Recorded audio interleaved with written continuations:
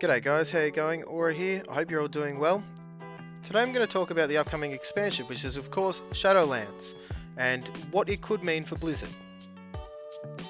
Now going into BFA and into Shadowlands, the original Warcraft story has sort of ended, and that's in terms from what we already knew.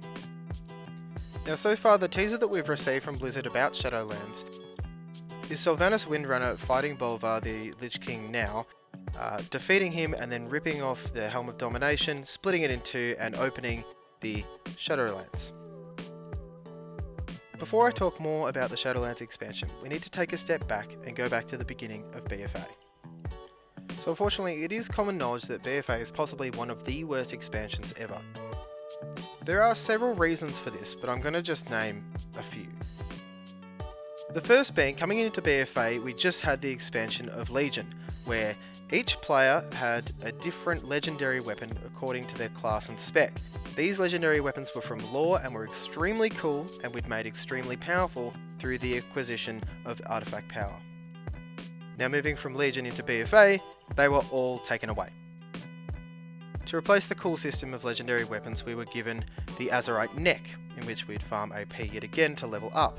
However, the interaction was with the Azerite Armor, which were the Azerite pieces that you get for your head, your shoulders, and your chest. Each piece of armor had a set of traits in which you would select, and of course this is tied in with the level of your neck as to which you can select. Farming these pieces of armor with the correct traits was difficult, frustrating, and tedious. And in addition to this, Blizzard added the Kiss Curse style of the corruption system. This is also compounded onto the fact that we have essences in our necks that we had to farm various other things such as reputations and quests. All of these systems combined created one monster of RNG that you had to compete with to try and get the optimal settings for your character to compete with everyone else around you. Of course, we still had the other systems carry over such as world quests and the mission table, but the new additions in BFA were to be Warfronts and Islands. I do remember so clearly how excited I was to experience both Islands and Warfronts. And I think it's safe to say the first time I did, they were fantastic. But after having to do them over and over again and nothing essentially had changed, it did wear down on me. And in saying that, I only did the necessary amount of islands every week. Occasionally I'd do an extra couple, but not many. Not like the Mythic World First Raiders, who did thousands upon thousands every patch in order to grind AP. Warfronts were supposed to be this cool PvE battle sort of scenario where you would take the objectives and fight the AI, which it essentially just became boring. It wasn't entertaining at all, and the rewards from it were very minuscule after maybe the first or second time. Essentially, the implementation of these activities into the game was somewhat overlooked. There's very, very little replayability, and essentially this game is all about replayability. Take for example probably Legion's biggest success, and that was the introduction of the Mythic Plus system. These are the same dungeons that you can run multiple times, but the difficulty is increasing and the affixes are changing, allowing it to be somewhat different each time you do it. Now moving into Shadowlands, I really hope that Blizzard takes a note from the previous mistakes that they have made and the previous wins that they have had.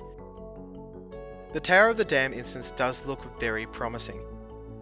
Now I am praying that it does not go the same way that Island Expeditions and Warfronts did in BFA, and that is forgotten about and not improved upon at all throughout the expansion.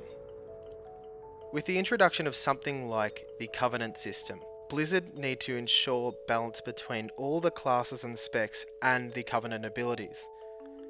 If there is one clear winner in each spec to choose an ability for damage output or for healing, etc., the players will pick that. It will no longer be about the cosmetic updates that they've added, the transmog, or the feel of the Covenant, anything like that.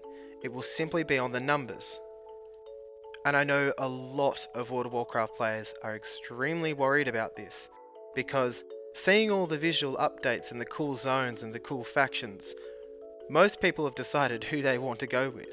However, the abilities will dictate for a lot of people what they have to go. Now in saying this, we're still only in the alpha, so much could still change. I mean, we still have the beta to go even before launch.